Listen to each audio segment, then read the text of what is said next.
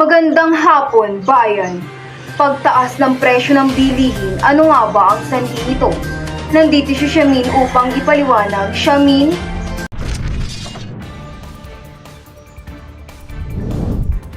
Magandang araw, Paula. Ayon sa isinagawang datos ng Philippine Statistics Authority, pumapalo na ngayong buwan ng Marso ang inflation rate ng mga bilihin sa 3.7%. Mas mataas noong nakaraang buwan ng Pebrero kung saan naitala lamang na 3.4%.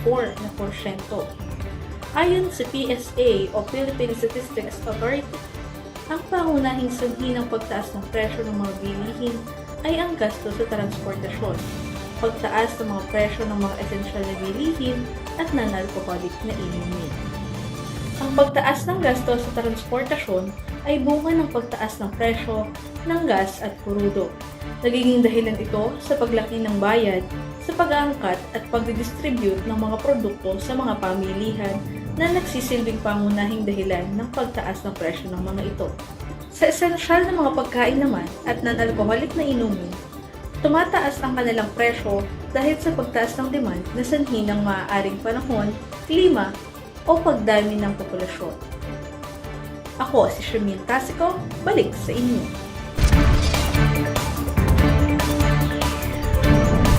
Maraming salamat, Shamin. Magandang hapon sa ating lahat. Epekto ng inflation sa ekonomiya at mga mamamayan. Ano na nga ba? Andito si Grace upang iulat.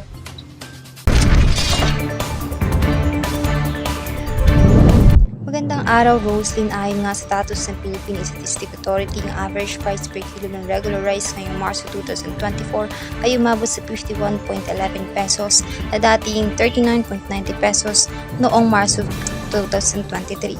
Ang wheelbarrow rice naman ay umabot na sa 56.44 pesos ngayong Marso 2024 mula 44.23 noong 2023. Babala rin ng Philippine Statistics Authority na tataas pa ang mga bilihin o ang presyo ng mga bilihin sa ngayong susunod pa na buwan dahil sa epekto ng La Nina at El Nino sa supply ng pagkain na posibleng maging resulta ng pagtaas lalo ng presyo ng bilihin. Narito si Mimi Mahalintal, isa sa nakakaranas ng pagtaas ng presyo. Muli magandang araw, Roslyn. Grace, nagbabalita.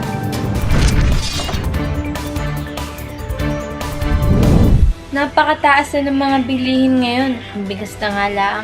Dati ang bigas nasa 42 to 50 pesos lang. Ngayon 65 na. Maski nga yosin ng asawa ko, dati 8 pesos lang. Ngayon 10 pesos na. Maling-mali talaga ang gobyerno. Dapat tinataasan nila ang minimum wage ng mga manggagawa.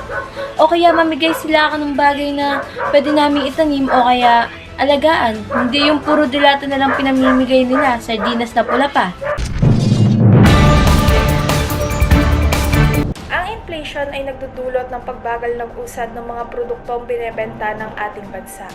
Nakakaapekto ito sa GNI o Gross National Income natin na nagiging sanhi ng pagbaba ng numero ng mga investor sa ating bansa. Naghahagilap ng paraan ang ating gobyerno upang mapababa ang inflation sa ating bansa. Isa na rito ang pagpapalakas ng agrarian programs, pagtutulong sa patubig sa ating mga magsasaka ngayong El Nino upang mas marami ang maani at pag-alok ng mga tulong pinansyal. Ayon naman sa mga kilalang ekonomista ng bansa, may mga paraan silang inihanda upang mapababa ang presyo ng mga bilihin upang matulungan na din ang mga consumer. Muli ako si Grace Persia. Magandang araw sa lahat.